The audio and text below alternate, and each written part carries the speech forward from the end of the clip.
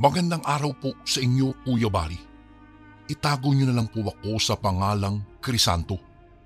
Ako po ay taga Laguna.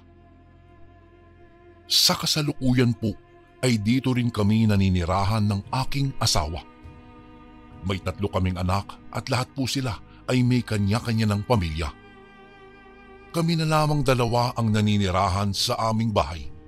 Pero paminsan-minsan ay isa sa mga apo ko ang madalas dumalaw sa akin. Siya po ay si Mark. Siya po ang nagregalo sa akin ng cellphone at nagturo kung papaano po ito gamitin.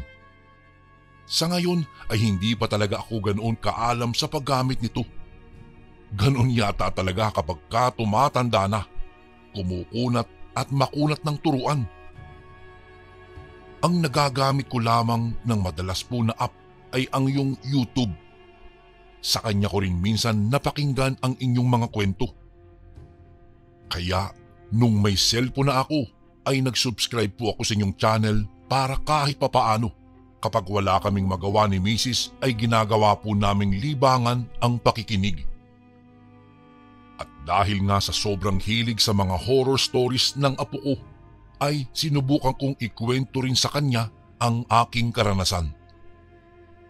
Noong una ay nakanganga siya at panayang lipat niya ng tingin sa aming mag-asawa. Parang gusto na nga niyang tumakbo. Pero noong matapos na ang kwento, imbis na takot ay sinabi niyang namangha daw siya sa kwento kong iyon. Kaya nga sinuggest niya na isulat ito sa inyong channel, Kuya Bari. At dahil nga hindi naman ako marunong talaga sa pagsusulat, ay siya ang tumulong sa akin para mabuo ang kwento na base sa aking karanasan tungkol sa mga aswang. Tama po, mayroon akong karanasang tulad ng mga nabasa nyo sa inyong channel. Ngunit hindi tulad ng mga kwento nila ng pakikipaglaban at pagpatay sa mga aswang ang aking ibabahagi. Dahil kakaibang laban ang hinarap ko. Isang laban sa sarili kung kaya ko bang tanggapin noon ang tunay na katauhan ng aking nobya. Kuya Bari, siya po si Emily. Maganda, mabait at sobrang lambing sa aking pamilya. Nakilala ko siya sa dati naming pinagtatrabahuhan noon dito po sa Laguna. Dahil nga may angking kaputian at kagandahan ay agad ko siyang napansin at natipuhan. Niligawan ko siya, Kuya Bari, at sa loob lamang ng halos 1 taong kong panunuyo ay saka pa lang niya ako sinagot. Ang hirap po talaga niyang ligawan noon at ilang beses niya akong tinanggihan at pinalayo dahil hindi ko raw siya kilala ng lubusan. Ngunit dahil siguro noong araw, dahil sa kakulitan ko at ipinakita ko naman talaga sa kanya kung gaano kaseryoso ang aking panliligaw at talagang pinaramdam ko sa kanya na mahal ko siya, ay nagbago ang isip niya at sinagot ako ng matamis niyang oo. At upang patunayan sa kanya ang maganda kong intensyon sa kanya, ay ipinakilala ko siya sa aking buong pamilya, Kuya Bari. Mabilis niyang nakagaanan ng loob ang aking mga kapatid at ganun din ang aking nanay at tatay. Gusto siya nila dahil mabait daw at hindi suplada. Ngunit nag-iba ang atmosfera ng paligid nang dumating ang aking lolo Udoy. Ang kasiyahan ay napalitan ng pangamba, inis at galit. Si lolo ay ang ama ni nanay. Isang matanda na parang palaging galit sa mundo. Simula kasi noong namatay ang lola ay parang dinamdam niya ito. At dala ng labis na kalungkutan ay palagi itong umiinom ng alak at kapag ka nalalasing ay parang siga na nag-aamok sa kalsada. Dahil sa pag-uugaling iyon ni lolo, marami sa aming mga apo niya ang naging ilag sa kanya. Maski sabihin pa ni nanay na tanggapin na lang daw namin at patuloy na mahalin ng lolo kahit na ganoon ang kanyang ugali. Kuya Bari, mahal ko naman si Lolo Udoy. Siyempre, lolo ko yun eh. Kaso nga lang, hindi ko talaga kayang tanggapin ang mga kamalian at kung anong mga ginagawa niya sa buhay niya.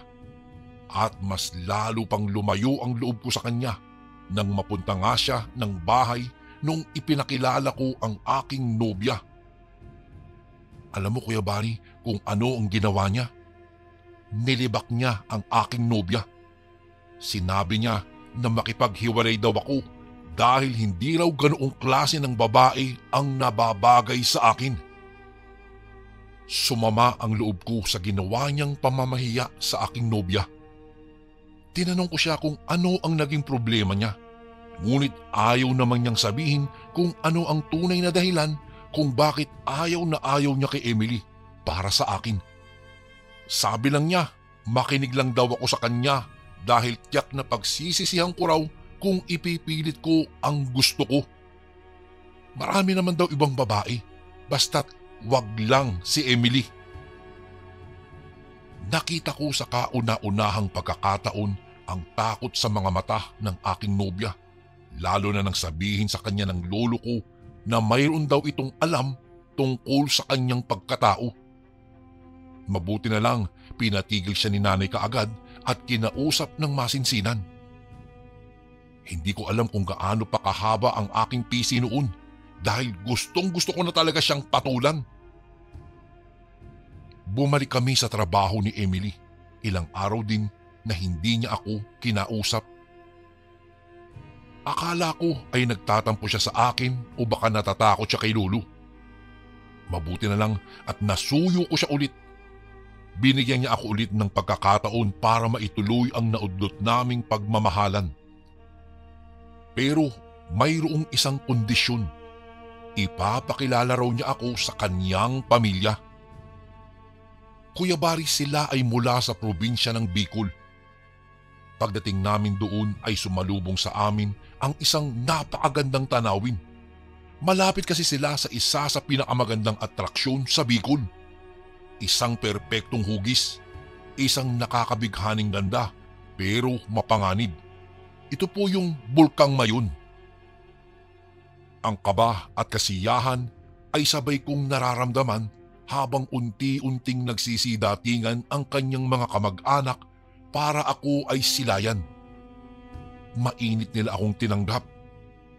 Ang amoy ng laing at Bicol Express ang siyang masasabi kong mas lalong nagpabango sa paligid. Hindi naglaon, ipinakilala ako ni Emily sa buo niyang angkan na may kasiyahan at buong pagmamalaki. Natapos po ang buong maghapon na iyon na punong-puno ng kagalakan ng aking puso. Maayos ang lahat Kuya Bari hanggang sa matapos ang hapunan. Nagkaroon pa kami ng kaunting inuman kasama ang kanyang tiyuhin at pininsan. Pagkatapos ng inuman po ay ipinaghanda nila ako ng silid. Sa kabilang silid naman ang aking nobya. Siyempre sa panahon noon ay mga konserbatibo pa ang mga tao kaya't hanggat hindi kasal ay hindi pinahihintulutan na magsama kami sa iisang silid. Sumapit ang hating gabi nang bigla akong mailipungatan na parang may mga nagbubulong-bulungan sa labas ng kanilang bahay. Binuksan ko ang bintana at sinilip kung ano ang sanhi ng ingay na iyon, ngunit sa kadiliman ng gabi ay wala akong nakita. Nanahimik na rin naman kasi ang paligid pagkatapos noon. Kaya inisip ko siguro ay nananaginip lamang ako ng mga oras na iyon. Isinara ko muli ang bintana nang bigla naman akong makarinig ng mahihinang pag-iyak. Sinubukan kong tuntunin iyon at itinuro ako ng tunog sa silid ni Emily. Gusto ko sanang lumabas at tanungin kung ano ang problema. Ngunit dahil iniingatan ko ang tiwala at bilang respeto sa kanilang pamilya, ay hinayaan ko na lamang. Nagdesisyon akong kinabukasan ko na lamang siya tatanungin tungkol sa bagay na iyon. Kinabukasan ay naging abala ang lahat. Kani-kanya silang mga gawain. May mga naghahanda at nagluluto ng mga pagkain. Isang yakap naman ang iginawad sa akin ni Emily nang makita niya ako at sinabi niya sa akin na kaarawan niya ang araw na iyon. Hindi ko alam na kaarawan mo, mahal. Hindi ba ang sabi mo'y Oktubre ang iyong birthday? Hindi ba't Pebrero pala ngayon? Ngumiti siya bago sumagot. Humingi siya ng tawad sa kanyang pagsisinungaling tungkol sa araw ng kanyang kapanganakan. Ay, yan tuloy. Wala man lang ako may re-regalo sa'yo. Natatandaan ko ang isang matamis na ngiti ang isinagot niya sa akin. Ayos lang daw kahit walang regalo. Malaga ay naroon ako para saksihan ang pagdiriwang niya ng kanyang 20 kaarawan. Masasabi kong isang magarbong handaan ang inihanda nilang iyon dahil sobrang dami talaga ng pagkain kanilang niluto. Masayang masaya ang lahat. Marami ding bisita na sabi ni Emily ay halos lahat ay kanyang mga kamag-anak. Ngunit kung gaano kasaya ang mga tao sa paligid ay nakita ko ang lungkot na itinatago sa mga mata ng aking nobya. Naalala ko bigla ang narinig kong mahinang pag-iyak niya noong unang gabi. Marami akong tanong na parang may isang misteryo na kailangan kong tuklasin.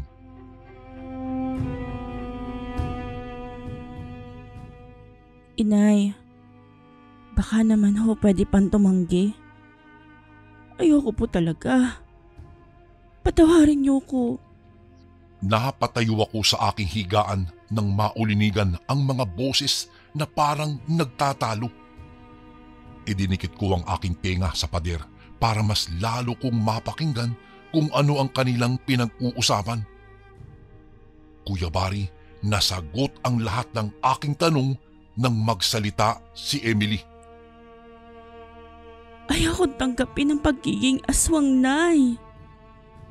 Nanlaki ang aking mga mata sa aking narinig. Hindi ako pwedeng magkamali. Boses iyon ng aking nobya na tumatanggi sa kanyang ina. Napag-alaman ko mula sa kanilang pag-uusap na pamilya pala sila ng aswang. At mayroon silang tradisyon na kapag sumasapit na ang 20 taon ng anak na babae ay saka ito sasalinan ng pagiging aswang. Nakikipagtalo noon si Emily. Hindi na nila nakontrol ang kanilang mga emosyon kaya nagsisigawan na sila. Galit na galit ang kanyang ina. Sabi nila ay ako raw ba ang dahilan kung bakit ayaw magpasakop ni Emily. Dahil kung ako raw ang pumipigil ay hindi sila mangingiming ako ay patayin, maisakatuparan lamang ang kanilang tradisyon. Wala na akong narinig na salita ng mga oras na iyon dahil bigla na lamang nanahimik.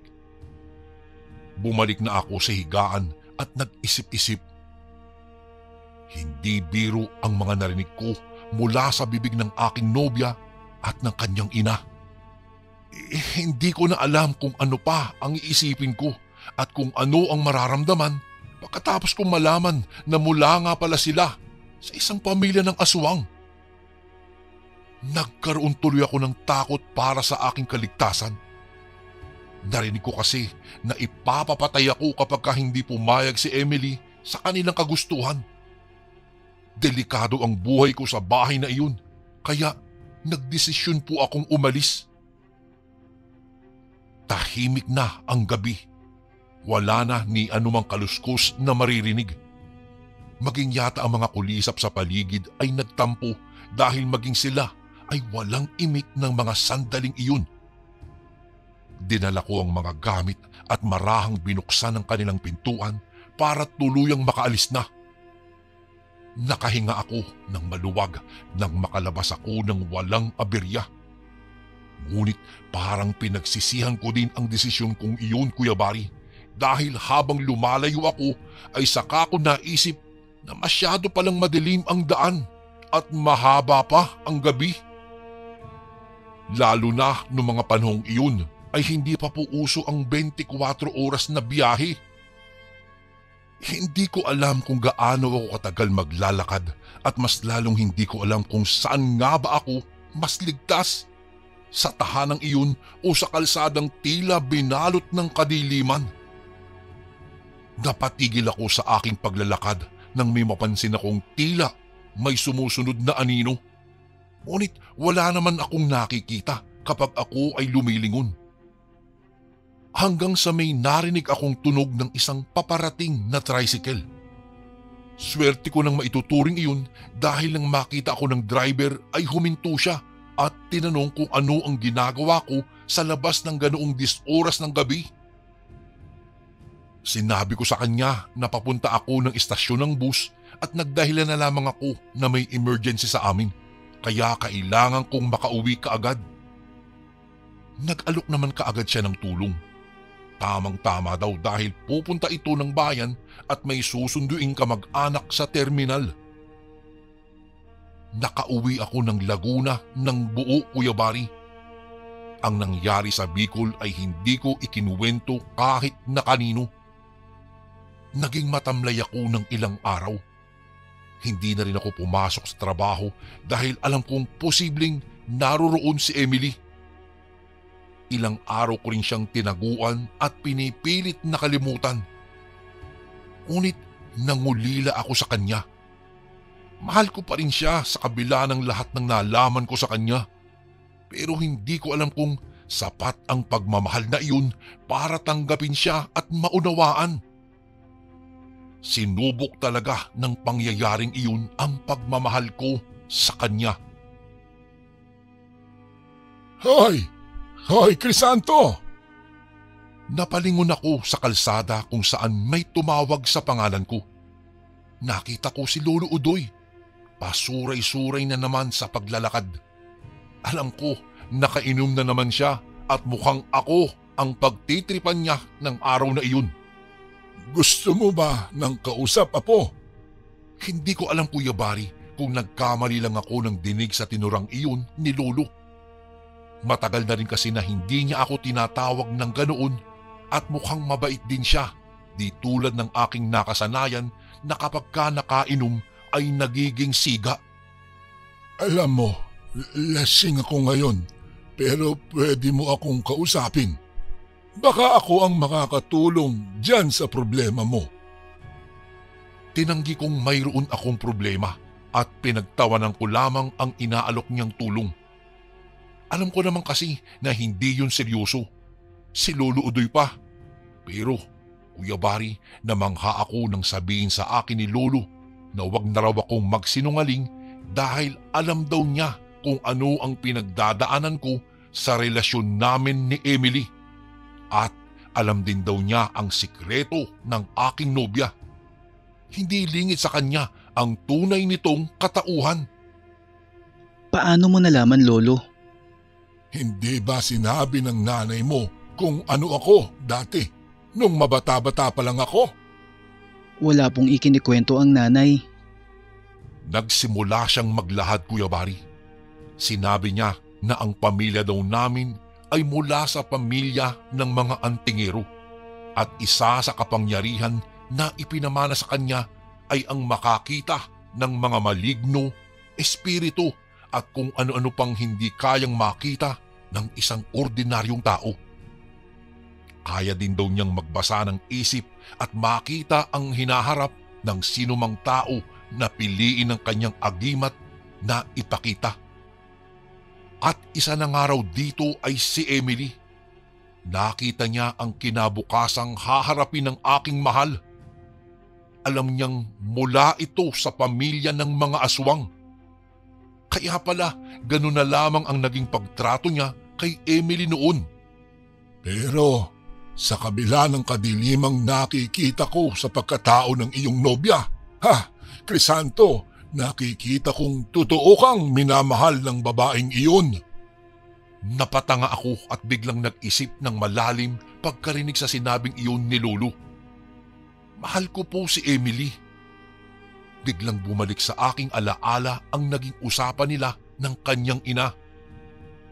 Tumatanggi itong tanggapin ang pagiging isang aswang dahil lamang sa akin. Bigla kong narealisa ang aking mga ginawa at pang-iiwan sa kanya sa ere dahil lamang sa aking nalaman. Nakita ko noon na tatanggapin niya ang pagiging isang aswang, maski hindi niya kagustuhan. Kung ganun ay wala na pong pag-asa para sa aming dalawa. Bakit? Hindi mo na ba mahal? Mahal ko po. Mahal na mahal. Subukan nating solusyonan ang problema mo, iho. Gagamutin natin ang iyong nobya. Agad akong napatingin kay Lolo. Isang pag-asa ang sumibol sa aking puso. Pag-asa na maalis ang sumpang iyon sa katawan ni Emily. Sana hindi pa huli ang lahat. Kinabukasan pumasok ako ng trabaho.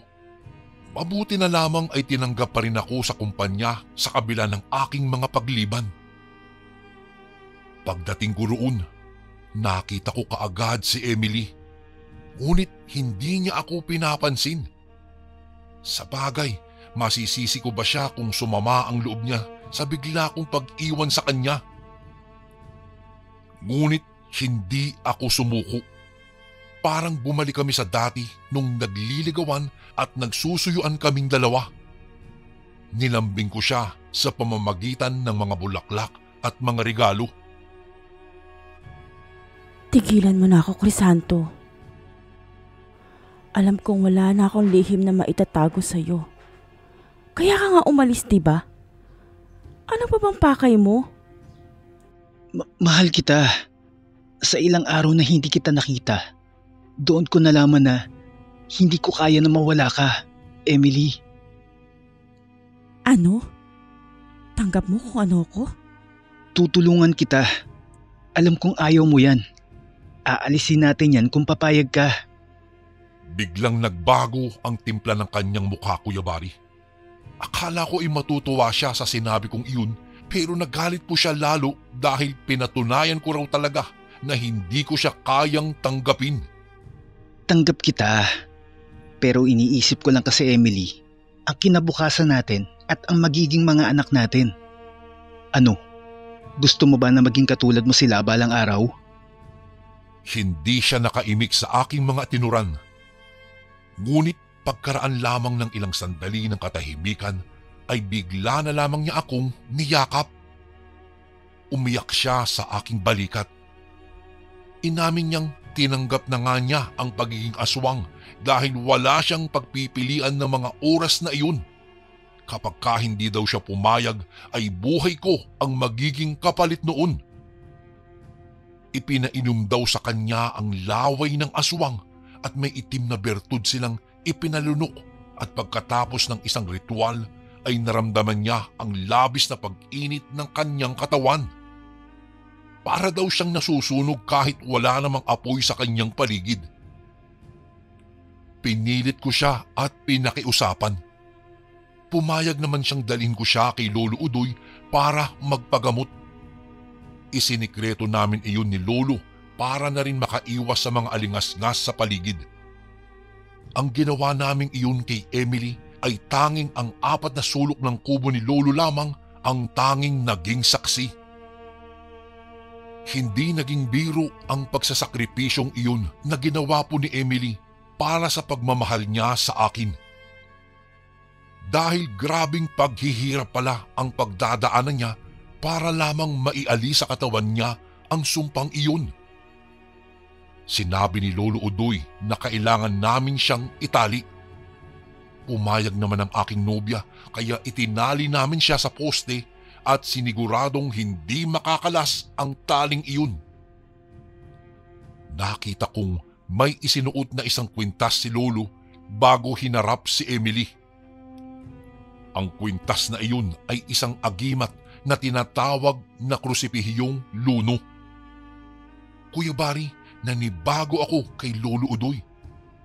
Totoo nga talaga na isa nga siyang antingero at nagmamay-ari ng mga agimat.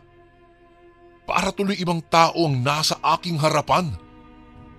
Kasi ang kilala kong Lolo Udoy ay iyong lasinggero at takaw gulo na matanda. Agad nagwala si Emily nang makita ang kwintas ni Lolo. Sa maniwala kayo o hindi, ay parang hindi ko rin nakilala ang babaeng mahal ko ng mga oras na iyon. Pareha silang naging mga estranghero sa aking mga paningin. Si Emily, ang maamo niyang mukha ay tila naging isang mabangis na leon kung tumingin ito. Matatalim ang kanyang mga mata. Nangangalit ang kanyang mga ngipin. Handa ka na bang makita ang tunay na anyo ng babaeng ito? Nagpalipat-lipat ang tingin ko sa kanilang dalawa.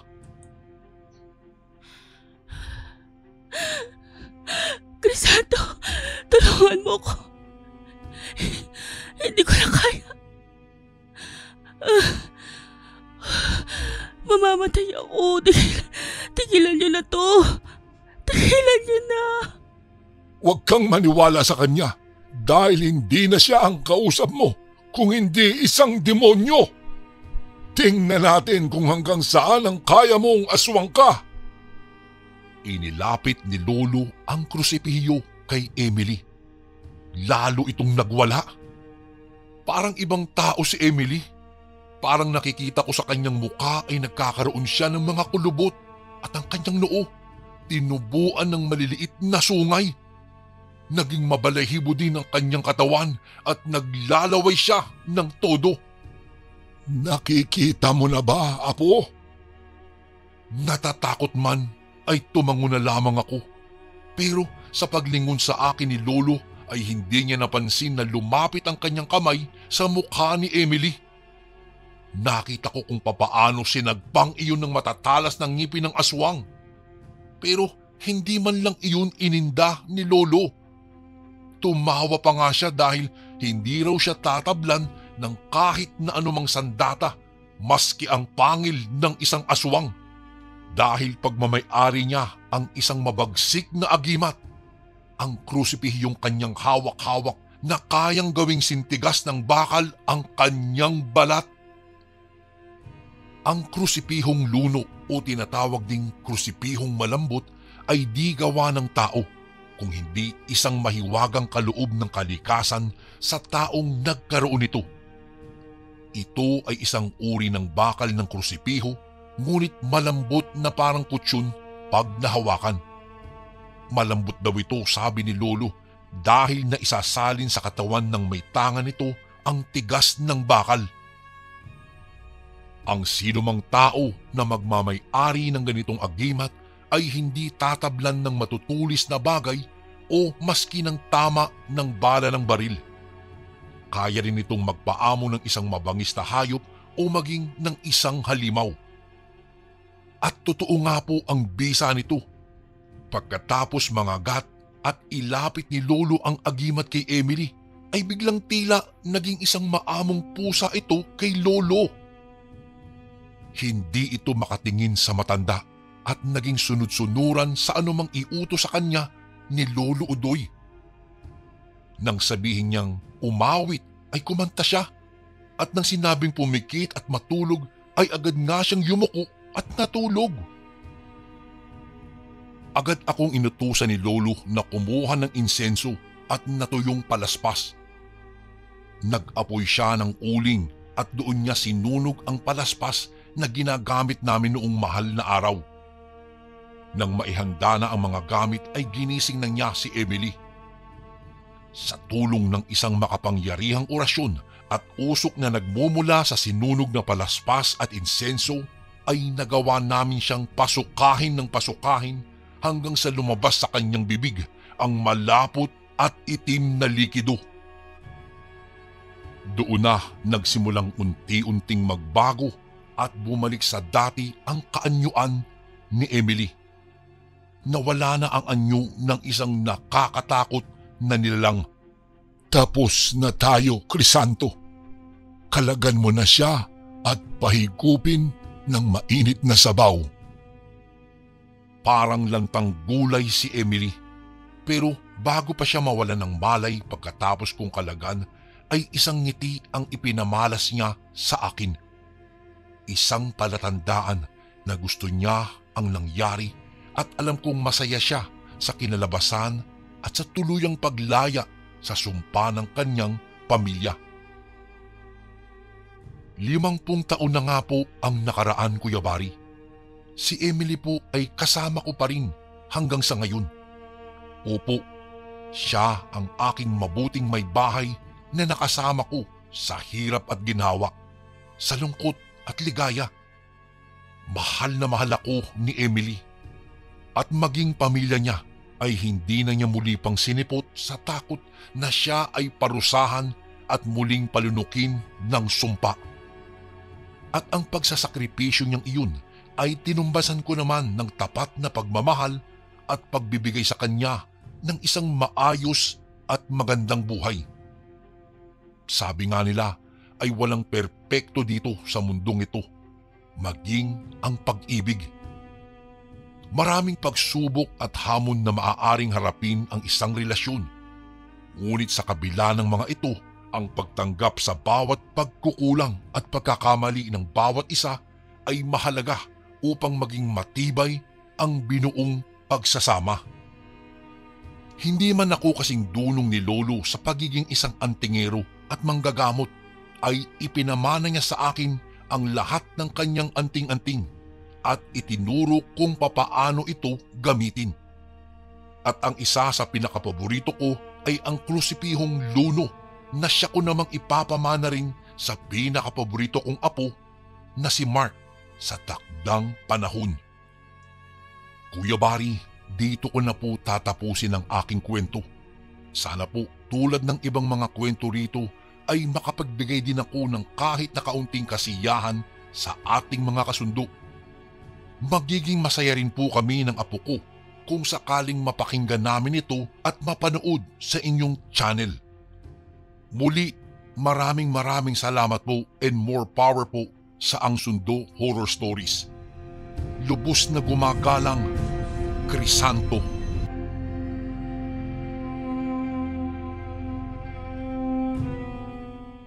Magandang araw po sa inyo, Kuya Bari.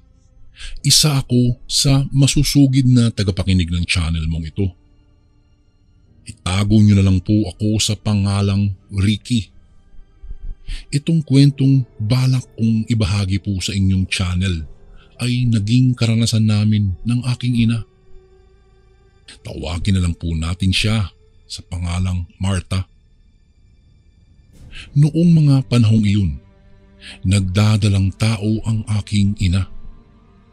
At dahil doon, minsan lang siya kung lumabas ng bahay dahil natatakot po siyang baka maaswang siya. Nasa malayo kasi ang aking ama ng mga panahong iyon dahil sa kanyang trabaho. Tanging ako lang at ang aking inang 3 buwang buntis ang naiwan sa aming bahay. Isang beses, dahil kinakailangan naming magpatahi ng uniforme namin sa PE, sinabihan ko ang aking ina na samahan niya ako. Hindi namin kasi kakilala ang mananahi, kaya nahihiya akong pumunta ng mag-isa doon. Hindi ba't dayo lang ang mananahing iyan? Tanong ng aming kapitbahay noong nagtanong sa kanya ang aking ina. Napakibit balikat na lang si nanay noon at saka sinabi pa ng aming kapitbahay na mag-ingat daw kami.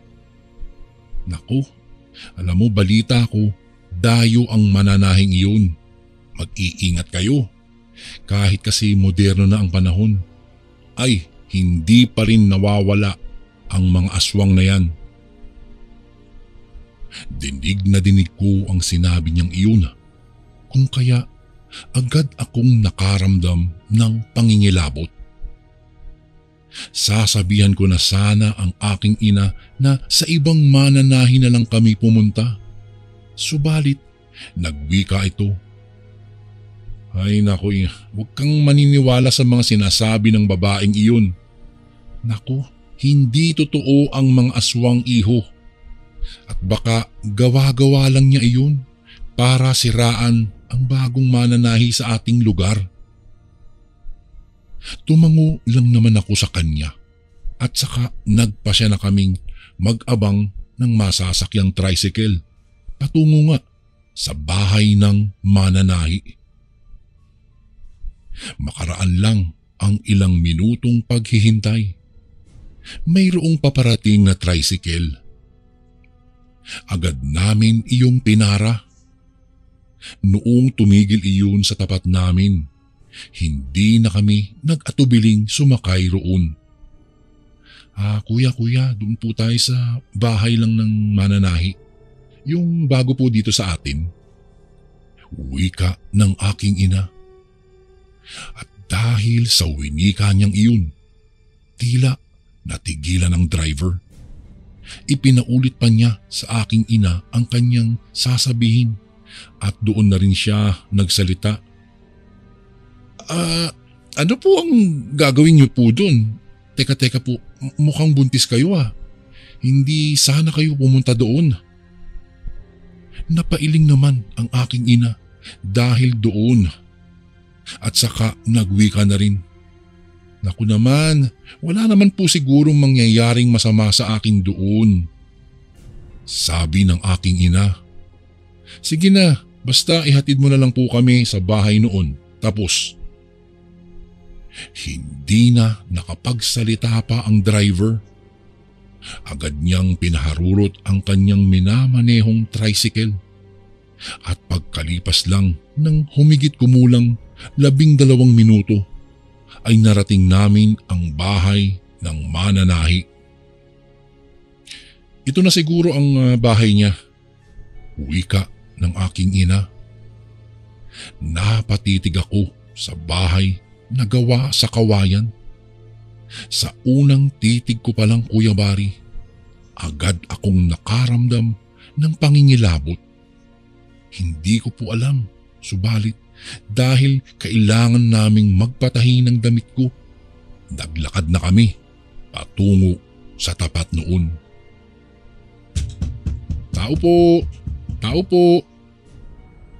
Makaraan ang ilang sandaling pagtawag at katok. Dumungaw ang isang may katandaang ali. Bumaba siya at saka sinalubong niya kami ni nanay. Noong nasa tapat na namin siya, hindi siya nag-atubiling magpakilala kaagad sa amin. Ako si Belen. Halika kayo sa loob ng aking munting bahay. Ano ba ang sadya niyo rito? Wika ng mananahi sa amin. Ay, Nanay Belen, naisa na naming magpatahi ng damit. Kailangan po kasi ng anak ko, gagamitin po niya ito. Wika ng aking nanay. Napangiti naman ang mananahing iyon at sa hindi ko inaasahan, nakita kong tila napatitig siya sa tiyan ng aking ina. Parang kakaiba ang kanyang titig, Kuya Bari. At saka parang nakita ko pong parang naglalaway po siya. Kaya nagsalita na rin ako upang maibaling naman ng aling iyon ang atensyon niya sa akin.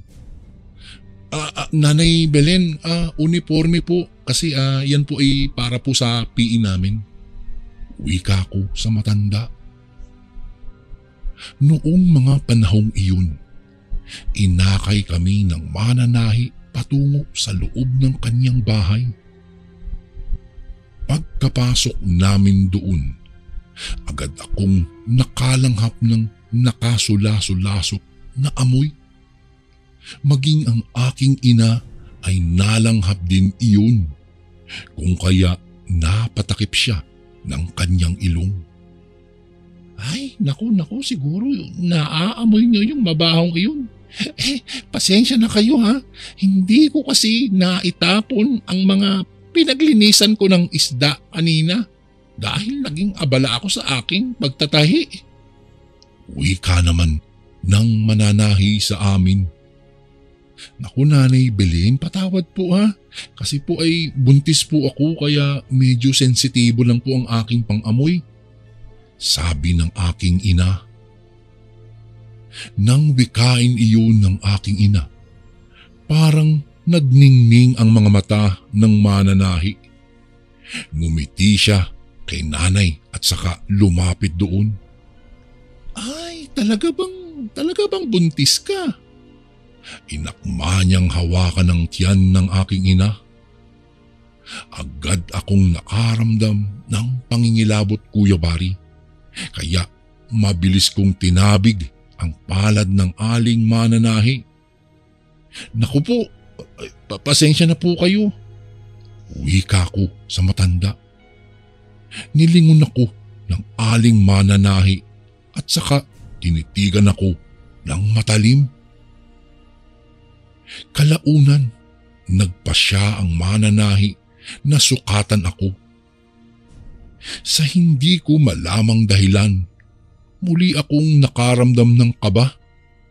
Para kasing may kakaiba sa kanyang mga galaw. Matapos niya akong sukatan at maihanda ang telang gagamitin niya, nagpasya na kami ni nanay na magpaalam. Siya nga pala, Aling Belen. Uuwi na po kami dahil baka gabihin po kami sa daan. Wika ng aking ina. Ay, oo, sige iha at mag-iingat kayo ha. Mabuting umuwi na kayo kasi buntis ka pa naman. Ako nang bahala dito sa uniforme ng iyong anak. Sagot naman ng mananahi. Bago ko po ipagpatuloy ang kwentong ito ay may request sana ako sa iyo, kasundo. Isang pindot lang ito, kasundo, sa subscribe button namin. Malaking tulong po ito sa amin, kasundo, upang mapagpatuloy pa namin ang mas marami pang magagandang kwento. Salamat sa pag-subscribe mo, bagong kasundo.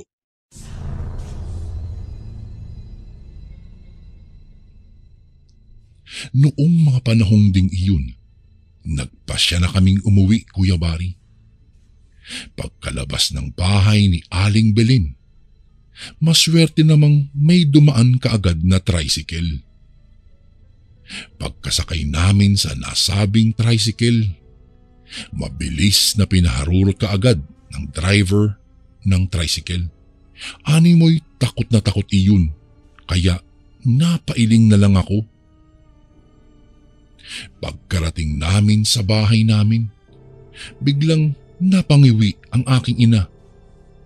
Dahil doon, tinanong ko ito. Inay, ano po bang problema? Ay nako anak, masakit ang aking tiyan. Parang pinipilipit. Wika sa akin ng aking ina.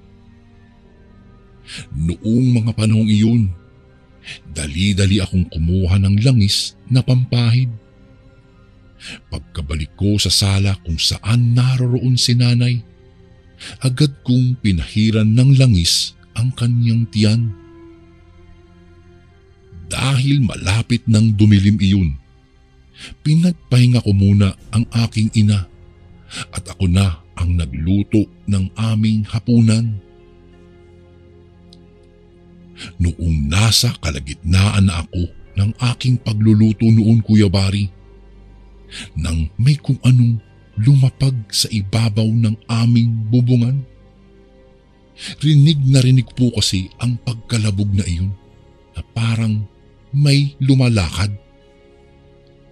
Pagkatapos noon ay sinundan pa ng mahinang paghuni ng tiktik, kung kaya naging alerto ako. Walang ano-ano ay napasigaw ang aking ina. Dahil doon, dali-dali akong bumalik sa kanya. Napamura na lang ako, Kuya Bari, noong may tumuklap ng bubong namin. Kitang-kita ko mula sa tuklap na bubong ang isang nilalang. Nakakatakot ang mapupulang mata nito, kung kaya napasigaw ako. Walang yak, aswang! Linti ka, umalis ka rito! Ilang beses kong pinagmumura ang aswang at saka binantaan hanggang sa tuluyang umalis iyon. Noong wala na ang aswang, Pinakalma ko ang aking nagtatagong ina. Mabuti na lamang ay agad na nawala ang kirot ng kanyang tiyan. Noong kumalma na siya, ay dinala ko na siya sa aming silid para makapagpahinga na siya. Binantayan ko rin ang aking ina nung mga oras na iyon. Simula noong gabing iyon ay naging madalas na ang pang-aaswang kay nanay. Madalas ay nakakarinig ako ng paghuni ng tiktik at paikot-ikot ito sa aming bubungan. Kung kaya madalas akong napupuyat dahil sa kababantay ng aking ina. Isang beses, dahil mayroon kaming ensayo sa aming paaralan, umuwi na ako ng pasado 6:00. Medyo may kadiliman na ang paligid kaya nagdali-dali ako. Naku, kailangan kong makauwi ka agad. Sabi ko lang sa aking sarili. Noong medyo malapit na ako sa aming bahay, nagtaka ako dahil nakabukas ang pintuan. Napakunot-noo ako at saka napatanong sa aking sarili kung sino ang kasama ng aking ina. Pagkalapit ko sa tapat ng aming pinto, nagulantang ako dahil sa narinig kong isang pag-angil. Sinundan iyon ng pagsigaw ng aking nanay. "Nay!" Sigaw ko at saka napahangos ako patungo sa loob ng aming bahay. Laking gulat ko noong makita ko ang isang babaeng nakabuhaghag ang buhok at may mahahabang kuko ito. Ang aking ina naman ay nakita kong takot na takot at nakasapo sa kanyang tiyan. Noong makita ako ng aking ina, ay napasigaw ito sa akin. "Anak, huwag kang lumapit sa aling iyan. Isa siyang aswang." Kinilabutan ako sa sinabing iyon ng aking ina, kaya mabilis akong tumakbo papalapit sa kanya. "Sino bang..." Hindi ko akalain noon dahil nang masdan ko ang aswang, agad ko iyong nakilala. Tama nga ang aking kutob. Sigaw ko dahil ang aswang na iyon ay walang iba kung hindi ang mananahing aming pinuntahan. Biglang umangil iyon at saka ipinakita sa amin ang kanyang matutulis at nakakadiring pangil. Walang tigil din siya sa kanyang paglalaway. Bagay na siyang ikinagalit ko. "Putek ka! Umalis ka rito, aswang ka! Tantanan mo kaming mag-ina!" Sigaw ko noong habang tinititigan ng matalim ang nasabing aswang. Walang ano-ano. Umakmang lulundag sa amin ang aswang at aatakihin kami. Kung kaya sinabihan ko si nanay na umatras. Alam kong kapag itinuloy niya ang paglundag sa amin, hindi ko siya kakayanin, Kuya Bari. Kaya mabilis kong kinuha kaagad ang karit na nakasabit sa aming dingding. "Sige lang, umatake ka, lintikang mananahi ka. Halika, sige nang magilitan ko ang liig mo." Pilit kong tinapangan ang aking sarili at hindi ko pinakita sa kanya ang takot na namumuo sa loob ko. Natigilan ang aswang noong wikain ko ang mga tagang iyon. Ngumisi ito sa amin. Mas lalong naging mabalasik ang kanyang pagtingin sa amin. Dahil doon, mabilis akong umatake sa aswang at sinubukan ko siyang sugatan gamit ang karit na iyon. Subalit, laking gulat ko noong biglang mapaatras siya na animoy takot na takot. "Ano? Akala ko ba ay matapang ka? Sige, umatake ka. Huwag kang umatras. Takot ka naman pala sa karit na ito eh." Wika ko sa natatakot na aswang. Sinubukan ko ulit siyang lapitan upang sugatan na, subalit tumakbo ito palabas ng aming bahay. Hinabol ko ito at ito'y tumakbo patungo sa kakahuyan. Maya-mayalay, biglang may narinig akong pagaspas ng pakpak at nakita ko na lang ito'y lumilipad papalayo. Kalaunan, napagtanto naming wala na ang aswang, kung kaya kahit papaano ay nakampante na ang aking ina. Pilit ko siyang pinakalma hanggang sa tuluyan siyang nakatulog. Hindi ako papayag na may mangyaring masama sa iyo, inay. Wika ko na lang sa aking sarili habang nagbabantay ako sa aming paligid hanggang mag-umaga. At sa kabutihang palad, Kuya Bari, hindi na bumalik pa ang aswang. Isang umaga, pagkagising ko ay tumungo ako sa aming hapagkainan upang mag-almusal kasama ang aking ina.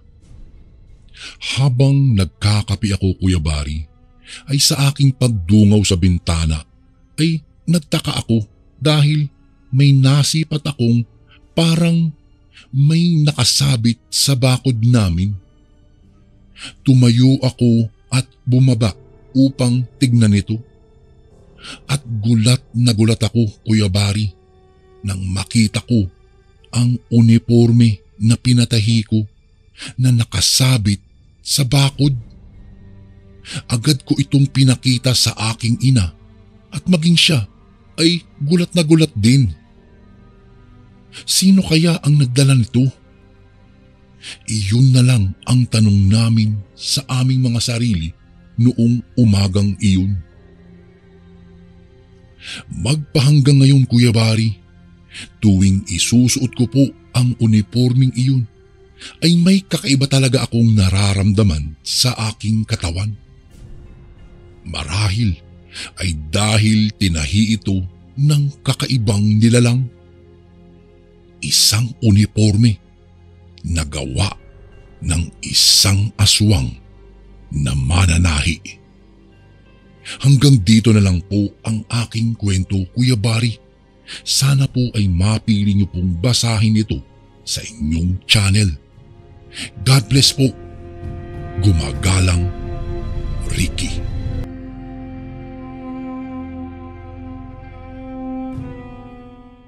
Isang magandang araw sa iyo, Kuya Bari. Itago niyo na lang po ako sa pangalang Luisa. Nais ko sanang ikwento ang naging karanasan namin ng aking kaibigan na tawagin na lang natin sa pangalang Mina. Noong mga panahong nangyari itong aming naging karanasan, Kuya Bari, nagbabakasyon kami sa isang lugar ng tiyahin niya. Niyaya niya kasi ako kaya hindi na ako nagdahilan pa. Matagal na rin kasi akong hindi nakakapunta sa malalayong lugar. Kung kaya hindi ako nagpatumpik-tumpik pa at sumama ako sa aking kaibigan. Basta ha, siguraduhin mong maganda doon ha. Wika ko sa kanya. Abay, oo naman. Marami tayong lugar na pwedeng puntahan doon. Galak na wika naman ng aking kaibigan. Napatango na lang ako sa kanyang sinabi at saka inihanda noon ang aking mga kagamitan. Noong magawa ko ng ilagay iyon sa isang bag, ay nagpasya kaagad kaming umalis. Teka, kaninong bahay ba tayo mananatili? Tanong ko sa kanya. Sinabi niya na sa tiyahin niyang pinsan daw ng kanyang ama. Tumango naman ako at saka nag-isip na sana'y marami kaming mapuntahan sa lugar na iyon. Ay nako, sana maganda dun. Pero sana walang aswang doon. Pabiro kong wika sa aking kaibigan. Dahilan para mapatawa siya ng malakas. At dahil doon, natahimik na lang ako. Ano? Aswang? Hindi totoo mga yan, no? Ano ka ba? Wika niya sa akin. Inisip kong tama naman ang sinabi niya sa akin sa kadahilanang moderno na ang panahon at hindi na uso ang mga aswang-aswang. Pagkarating namin sa bahay ng kanyang tiyahin, ipinakilala ako ni Mina sa kanyang mga tiyo at saka tiya. Todong ngiti naman ako dahil napakagiliw ng kanilang pagtanggap sa akin, Kuya Bari. Habang ako ay nagpalinga-linga sa kanilang paligid, ay may napansin akong tila may rebulto sa di kalayuan sa kanilang bahay. Kulay puti ito at sa wari ko ay hindi ko talaga makilala kung anong uri ng rebulto ito. Hindi kasi ito parang santo. Ngunit hindi ko na lang ito pinansin. Habang naririto ka, dapat sulitin mo talaga ha. Marami kayong mapupuntahan dito. Pero basta mag-iingat lang kayo. Bili ng tiyahin ng aking kaibigan. Kita ko ang takot sa kanyang mga mata, kaya nagtaka kami ni Mina. At bakit naman tiya? Tanong niya sa kanyang tiyahin. Napatitig sa kanya ang ali at saka seryosong nagwika. Alam mo, may aswang daw kasing pumaparito sa baryo namin.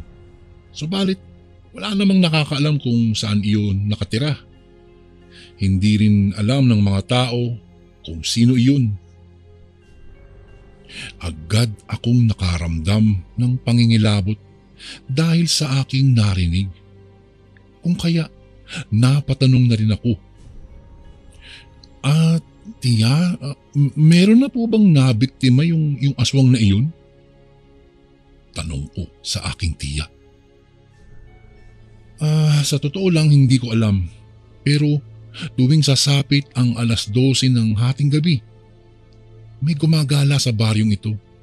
Kaya ang payo ko sa inyo, matulog kayo ng maaga. Hindi naman sa tinatakot ko kayo pero para sigurado lang tayo. Tanging pagtango na lang ang aking naitugon sa kanya.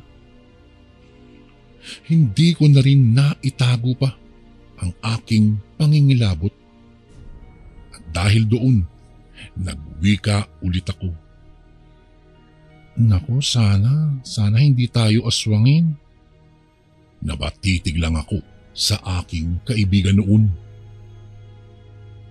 Kinagabihan, hindi kami kaagad nakatulog. Nakipagkwentuhan kami sa isa't isa tungkol sa mga plano namin. Tulog na noon ang tiyahin ni Mina kaya hinayaan na lang namin ang aming mga boses. Teka lang, maiba ako. Naniniwala ka ba sa aswang na sinasabi ng tiyahin mo? Tanong ko sa aking kaibigan. Napatitig sa akin si Mina at saka nagsalita. Alam mo, sa totoo lang hindi naman ako talaga naniniwala ng 100%. Bihira na lang ang mga kwento-kwentong ganyan. Baka nga sa comics lang yan nagiging buhay eh. Napatawa naman ako ng mahina sa kanyang sinabi. Umiling din ako dahil magkatulad ang aming iniisip. Alam ko kasing maraming mga kwentong aswang sa libro, ngunit hindi pa rin ako nakakakita ng ganoong nilalang. Noong nasa kalagitnaan kami ng aming pag-uusap, noong mapatitig sa kanyang relo ang aking kaibigan, napailing siya at saka napatitig sa akin. Hala, mag-12 na pala. Wika niya. Napatingin na rin ako sa kanyang relo at napagtantong malapit na ngang pumatak ang hating gabi. "Oh, paano yan? Matutulog na ba tayo?" tanong ko kay Mina. Hindi naman siya sumagot sa akin. Natahimik siya at parang may kung anong pinapakinggan. Dahil doon, natahimik na rin ako at saka nagmatsyag sa aming paligid. "Narinig mo pa yung narinig ko?" tanong niya sa akin. Mas lalong tinalasan ko pa ang aking pakiramdam at pakikinig noon hanggang sa may narinig akong mahinang yabag sa labas. Kahit kasi napakahina noon, ay dinig na dinig pa rin namin dahil napakatahimik ng buong paligid. "May naglalakad sa labas," wika ko sa kanya. Napatango siya sa akin. Lumapit siya at saka napabulong. "Oo, tama. Baka totoo ang sinasabi ni Tia. Halika, tingnan natin." Wika sa akin ni Mina. Dahan-dahang lumapit sa bintana ang aking kaibigan. Binuksan niya iyon ng bahagya at saka dumungaw doon. Dali-dali naman akong lumapit doon at saka dumungaw na rin. Patuloy kaming nakakarinig ng mahihinang yabag ng paa, kaya sinipat naming maigi ang labas ng bahay ng tiyahin ni Mina. Walang ano-ano. Pabulong kaming napamura ng aking kaibigan noong malaman namin papalapit iyon sa bintanang malapit sa aming pwesto. "Naku, ayan na siya. Nakikita mo ba?" bulong sa akin ni Mina. Napatitig ako sa bahaging sinasabi ng aking kaibigan at laking gulat naming noong may nakita kaming isang lalaki na nakapaa. Bago ko po ipagpatuloy ang kwentong ito ay may request sana ako sa iyo kasundo. Isang pindot lang ito kasundo sa subscribe button namin. Malaking tulong po ito sa amin kasundo upang mapagpatuloy pa namin ang mas marami pang magagandang kwento. Salamat sa pag-subscribe mo, bagong kasundo. Naglalakad siya at saka mabalasik na nakatitig sa aming pwesto. Noong tuluyang siyang makalapit, nakita ko ang kanyang itsura. Siya ay itim na itim. Ang kanyang mga mata ay parang nagbabaga at parang wala siya sa kanyang sarili habang siya'y naglalakad. Noong mga panahong yun, Kuya Bari, dali-daling isinara ni Mina ang bintana. Tumungo kami kaagad sa aming silid at nahigana. Grabe, ano kaya yun? Parang rebultong gumagalaw. Hindi kaya aswang yun? Tanong ni Mina sa akin. Dahil hindi ko naman alam ang kasagutan, napakibit balikat na lang ako. Magsasalita na sana ako noong makarinig kami ng paghuni ng tiktik. Sinundan iyon ng pagkakalampag sa bintana ng silid ng aming tinutuluyan. Anak ng putik! Aswang ka! Napalingon na lang kami sa pintuan ng aming silid dahil narinig namin ang sigaw ng tiyahin ni Mina. Maya-maya'y biglang tumahimik ang paligid. Noong mga sandaling iyon, kahit na natatakot, ay naisipan kong silipin ang bintana at saka alamin kung ano o sino ang nasa labas. Hindi ko alam, Kuya Bari, kung ano ang nag-udyok sa akin para gawin iyon. Pagkasilip ko sa siwang na malapit sa bintana, Laking gulat ko na lang nang makakita ako ng isang rebulto. Noong una, iniisip ko talagang estatwa lang iyon dahil hindi man lang iyon gumagalaw. Ay, talaga bang rebulto yan? Paano napunta yan dyan? Wala naman yan dito kanina. Wika ko sa aking sarili sa labis na pagtataka. Dahil sa kadahilanang iyon, tinawag ko na rin si Mina at saka itinuro sa kanya ang aking nakita. Subalit, noong akmang ituturo ko na sana ang pwesto ng nasabing rebulto, nagulat ako, Kuya Bari, noong naging iba na ang pwesto noon. Rebultong gumagalaw? Bulalas ko. Pareho kaming nabigla ni Mina noon nang makita naming naglalakad ang nasabing rebulto. Kinusot ko pa nga ang aking mga mata, ngunit hindi ako namamalikmata. Walang ano-ano. Bigla na lang lumingon sa aming silid ang kung anumang nilalang na iyon.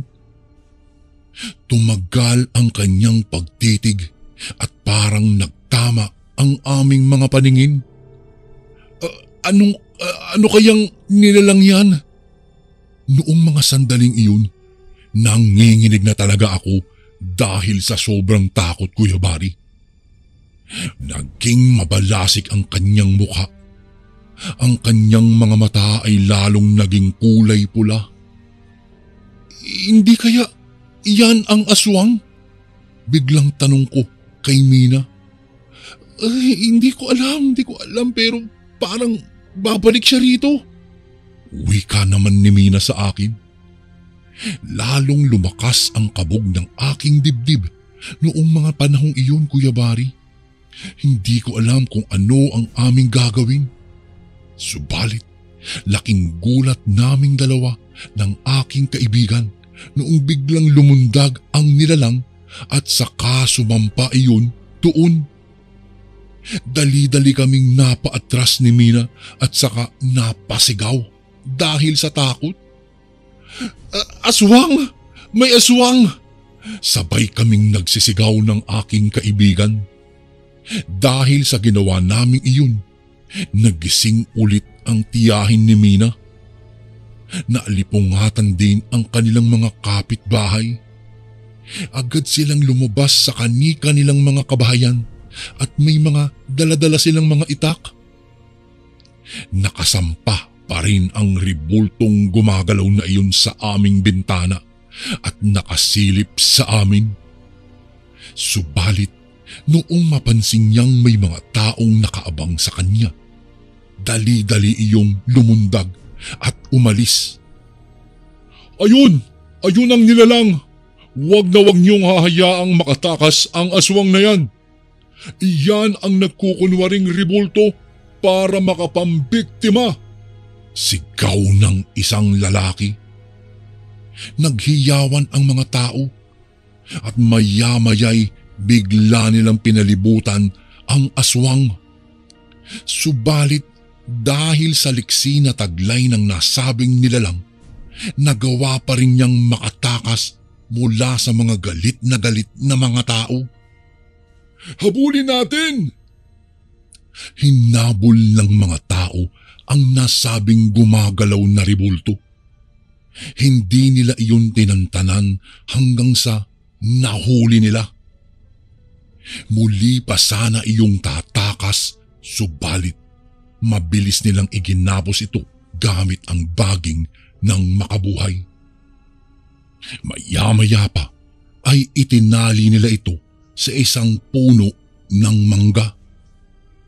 Ungol ng ungol ang aswang dahil sa kirot ng kanyang nararamdaman, dahil ang ibang tao ay sinasabuyan ito ng asin. Ngunit hindi nila pinainggan ang ungol nito. Binantayan nila ang nasabing rebulto na aswang hanggang sa tuluyan ng mag-umaga. Ha!